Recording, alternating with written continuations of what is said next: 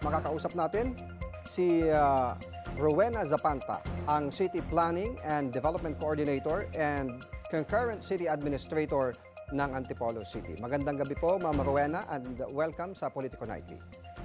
Magandang gabi po sa lahat ng manonood ng Political Nightly. And Sir Dexter, magandang gabi po. Ma'am, yung pagsulat ni Mayor doon sa Vena Group Philippines, may sagot na po ba? So far, wala pa pong sagot, both DENR at saka po ang VINA. However, nag-acknowledge na po ang DENR sa sulat natin via email po. Oo, nagkaroon na ba ng ocular inspection ang city government doon sa pagtatayuan ng mga wind turbine? Yes po. Actually, personal po itong binisita ng ating pong mayor para makita po yung lugar. Of course, the invitation naman po ng Masungi. So habang naglilibot po siya sa lugar, tatlong bagay yung napansin niya. Siyempre, napansin niya yung napakaganda kapaligiran po sa Masungi Geo Reserve. Gayon din po yung mga rock formations na kala mo talaga sila talaga ay sculpture po ng kalikasan natin. And then of course, yung maganda pong hangin, typical sa ating pong probinsya sa Rizal. So, nagpunta naman po ang ating pong Mayor June. Nabanggit nyo yung Masungi Geo Reserve at yung sinasabi yung pagtatayuan ng mga wind turbine ay bahagi po nitong Masungi? Yes sir, base po sa inspection po na ginawa, ang pagbisita po ni Mayor, pinakita po dito yung mga posible pong matamaan ng mga lugar po na ilalagay po ang ating mga wind turbines. Ibig pong sabihin, dahil nasa Masungi siya, hindi pwedeng, di ba, dapat may ano yon, na declared na yan as protected area? Yes sir, may declaration po ng protected area, pero part din po naman ng evaluation po ng ating DENR din kung alin-alin po yung mga lugar na po pwedeng pagtayuan po ng mga complementary, kung may complementary po mga projects po ang ating pong iba't iba pong entities. So ang paninindigan po ng local government ay hindi dapat binigyan ng environmental compliance certificate ang proyekto? Tama po ba?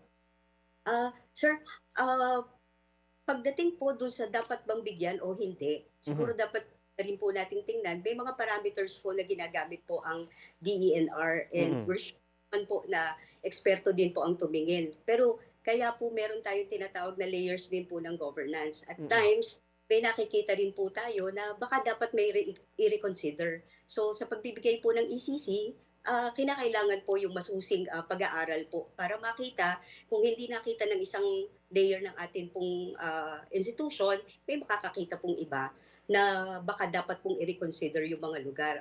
Just like in this area, medyo bahira po at sensitibo po yung mga rock formations po natin at yung ilan po na matatamaan po sakaling malagyan po ito ng mga turbina. Yung mga wind turbine naman, dahil alam naman natin na ang ating pamahalaan ay isinusulong itong paggamit ng alternative source ng energy, lalo na itong mga renewable energy. At ang mga wind turbine ay gumagamit ng hangin. Pero dito sa lumalabas po ngayon, maaring makaapekto ito sa ating kalikasan kapag itinuloy po doon sa area. Tama po ba, ma'am? Opo. Ilagay po siguro natin doon sa konteksto yung posisyon po ng lokal na pamahalaan.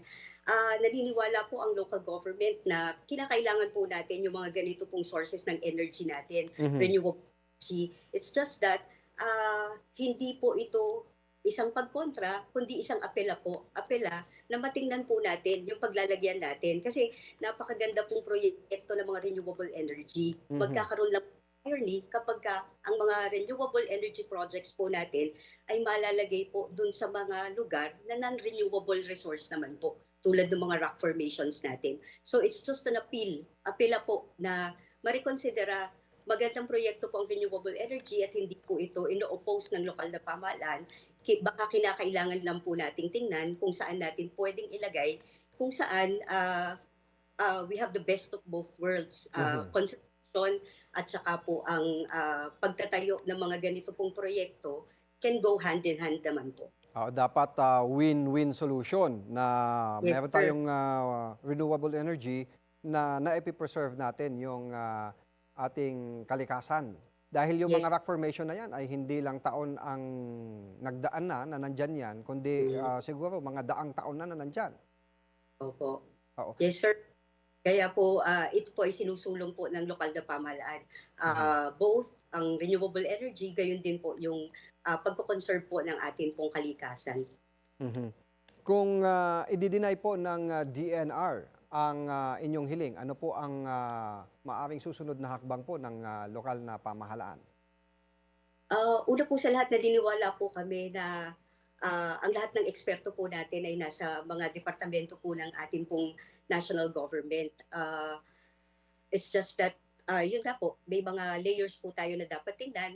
At kung sakasakali po na ma-deny po ito, ah, ang lokal na pamahalaan po ng Antipolo at ng Rizal po, province po natin, we will exhaust all legal means para po masolusyonan po ang problema pong ito. Definitely po, ang pagprotekta po sa kalikasan ay isa po sa mga prioridad po ng ating probinsya.